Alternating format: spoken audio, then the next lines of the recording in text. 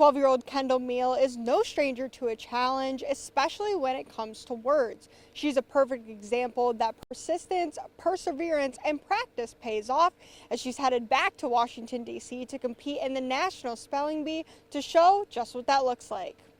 Apothecary. Apothecary. A-P-O-T-H-E-C-A-R-Y. Apothecary. It's a little bit fun, a little bit nerve-wracking, but it definitely is a fun experience.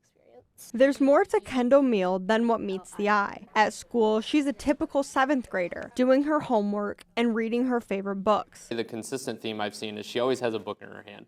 And so that is no surprise at all, to kind of see her flourish in that respect. But at home, she takes it to a whole new level. Cicada. C-I-C-A-D-A.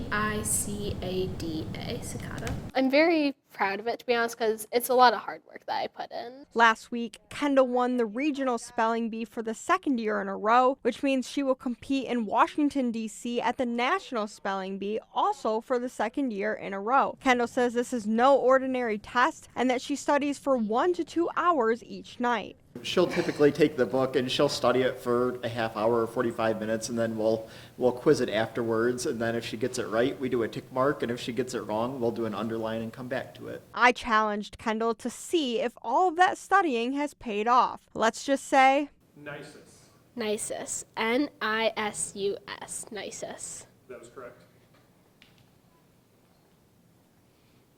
Your word is affogato. affogato.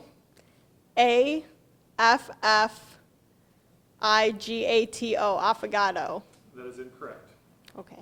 It has. And being the first person in Otsego's history to achieve this milestone, she's hoping that her journey will inspire others. It's a little bit hard to describe being the first person to be able to do it because I'm sort of like paving the way for others if anybody else chooses to do this in the future.